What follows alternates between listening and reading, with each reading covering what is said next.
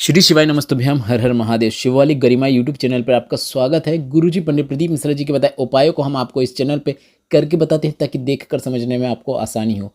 उसी श्रृंखला में आज है 21 सितंबर 2024, दिन शनिवार का है। अश्विन कृष्ण चतुर्थी की तिथि है। पितृपक्ष का चतुर्थ श्राद्ध है। साथ में विघ्नराज संकष्टी चतुर्थी की विशेष तिथि भी है। ऐसे में आप वे कौन से उपाय हैं जो कि गुरुजी पंडित प्रदीप मिश्रा जी के बताए हैं, जो आज की विशेष तिथि में आप कर सकते हैं, उन्हीं की जानकारी आपको इस वीडियो के माध्यम से मिलने वाली है। श्राद्ध पक्ष के विशेष उपाय आपको इस श्राद्ध पक्ष में करने होते हैं। वर्ष भर में आपको ऐसा मौका सिर्फ श्राद्ध पक्ष में ही मिलता है, इसलिए जो उपाय गुरुजी पंडित प्रदीप मिश्रा जी ने श्राद्ध पक्ष में करने को कहे हैं उन्हें आप 2 अक्टूबर के पहले अवश्य कर लें, क्योंकि 17 सितंबर से श्राद्ध पक्ष शुरू हो गया है और 2 अक्टूबर को पितृमोक्ष अमावस्या के साथ श्राद्ध पक्ष पूर्ण हो जाएगा। इसके साथ ही आज रात को 7 बजे से लेकर 9 बजे के बीच में आपको एक दीपक प्रज्वलित करना है। अगर वह दीपक आप प्रज्वलित करते हैं, लंबी बाती का दीपक रहेगा, जिसे विशेष स्थान पर अगर आप प्रज्वलित कर देते हैं तो आपके घर में कभी भी धन संपदा की कमी नहीं होती है, घर में पैसों की तंगी दूर होती है। काफ़ी विशेष उपाय है, इसलिए वीडियो को अंत तक देखें ताकि कोई भी उपयोगी जानकारी आपसे ना छूटे।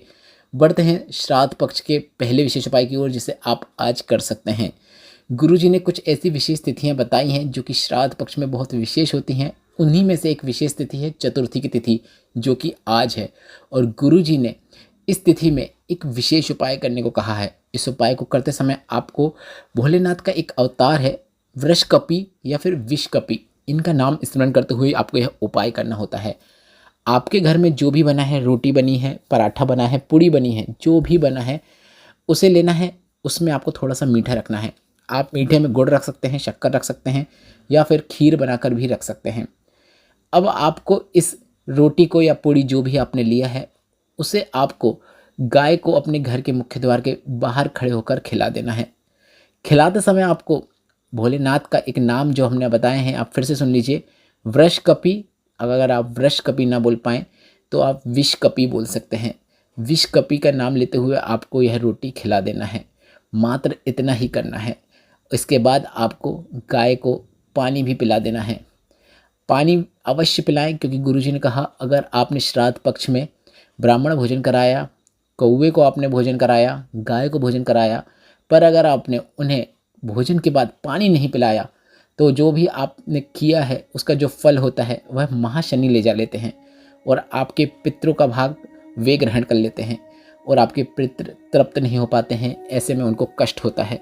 तो आपके पितृ तृप्त हो सके, उनको उनका पूरा भाग मिल सके, इसलिए आपको किसी को भी श्राद्ध पक्ष में पानी अवश्य पूछना है। अगर आपके घर में कोई व्यक्ति भी आ रहा है तो आपको उसको पानी अवश्य पूछना है। इसके साथ ही आप गाय को रोटी या जो भी आप खिला रहे हैं उसको खिलाने के बाद आप गाय को पानी अवश्य पिलाएं। पिलाते समय भी आप वृषकपि या विषकपि महादेव का नाम स्मरण कर सकते हैं। मात्र इतना कर देने से आपके पितृ तृप्त होते हैं और आपके घर में पितरों का आशीर्वाद होता है और आपको घर में सुख शांति देखने को मिलती है। बढ़ते हैं श्राद्ध पक्ष के दूसरे विशेष उपाय की ओर। अभी हाल ही में चल रही श्राद्ध के स्पेशल अवसर में शिव महापुराण कथा, जो कि धमतरी छत्तीसगढ़ में आज से ही मतलब 20 सितंबर से चालू हुई है। आज इस कथा का दूसरा दिन रहेगा 21 सितंबर को। यह 5 दिवसीय शिव महापुराण कथा में गुरुजी ने एक बिल्कुल नए विशेष उपाय की जानकारी दी है, जिसे गुरुजी ने श्राद्ध के बचे हुए दिनों में करने को कहा है। तो यह उपाय आप आज भी कर सकते हैं। यह उपाय काफ़ी सरल और आसान है। इस उपाय को करने के लिए आपको 2 चावल के दाने की आवश्यकता होगी। 2 चावल के दाने लेना है और 2 चावल के दाने के साथ आपको 1 कलश जल लेना है और इसे लेकर आपको भोलेनाथ के मंदिर पहुंच जाना है। यह उपाय विशेष तरीके से करना है, विशेष नामों का स्मरण करते हुए करना है, इसलिए आप ध्यान से सुने।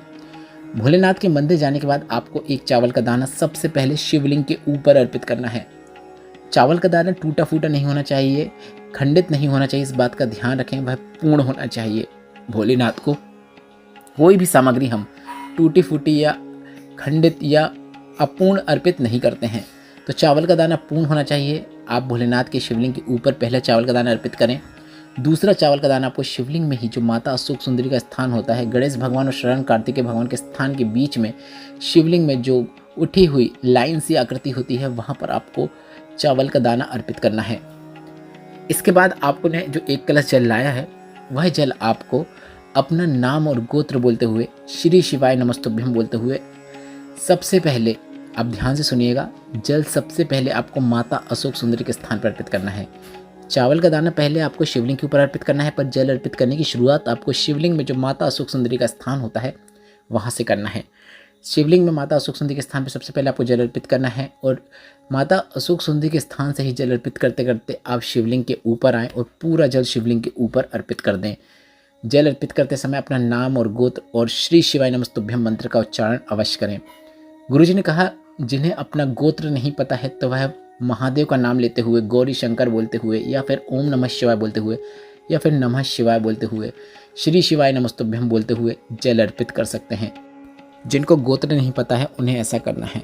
गुरुजी ने कहा, मात्र इतना कर देने से आपके पितृ तृप्त हो जाते हैं, उनको महादेव का आशीर्वाद प्राप्त होता है और वे तर जाते हैं।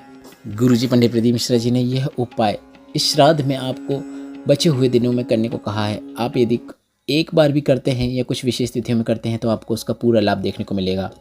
बढ़ते हैं इस वीडियो के अंतिम विशेष उपाय की ओर। गुरुजी पंडित प्रदीप मिश्रा जी ने कई ऐसे वृक्ष बताए हैं जो कि बहुत विशेष होते हैं। उनमें से कुछ वृक्ष इस प्रकार हैं: बेलपत्र, पीपल, वट वृक्ष मतलब बरगद का पेड़, आंवले का पेड़ और शमी पत्र।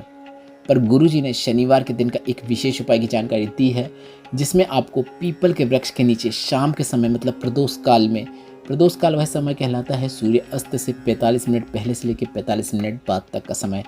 तो आप शाम को 7 बजे से लेकर रात के 9 बजे के बीच में पीपल के वृक्ष के नीचे जाना है और पीपल के वृक्ष के नीचे जाकर आपको एक गोल बाती का दीपक, घी या तेल जो आपको ठीक लगे उसका प्रज्वलित करना है।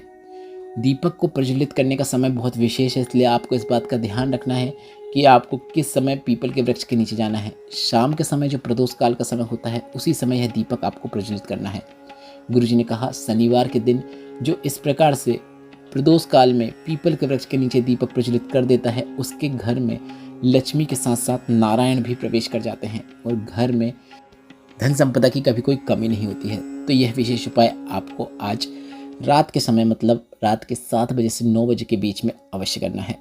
अब बढ़ते हैं उस उपाय की ओर जो कि गुरुजी ने श्राद्ध में विशेष रूप से करने को कहा है।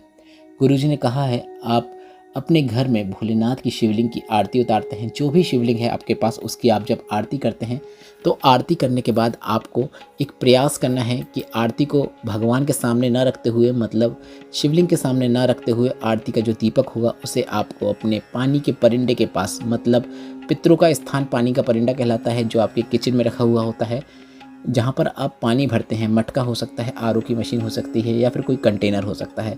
तो आपको वह दीपक वहाँ पर पानी के पात्र के पास रखना है, उसकी लो दक्षिण दिशा की ओर रखना है।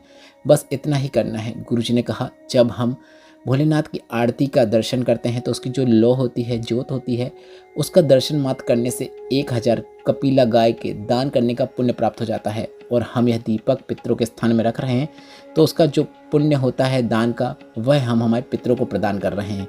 तो ऐसा करने से हमारे पितृ तृप्त हो जाते हैं और उन्हें मोक्ष की प्राप्ति होती है। गुरुजी का बताया यह उपाय भी आप आज से करना शुरू कर सकते हैं और बचे हुए श्राद्ध के दिनों में करके अधिक से अधिक लाभ प्राप्त कर सकते हैं। इस वीडियो में बताई गई जानकारी अगर आपको उपयोगी लगी हो तो इस वीडियो को लाइक करके कमेंट बॉक्स में हर हर महादेव अवश्य टाइप कीजिएगा। उपायों से संबंधित प्रश्न भी आप कमेंट बॉक्स के जरिए पूछ सकते हैं। श्री शिवाय नमस्तुभ्यम। हर हर महादेव।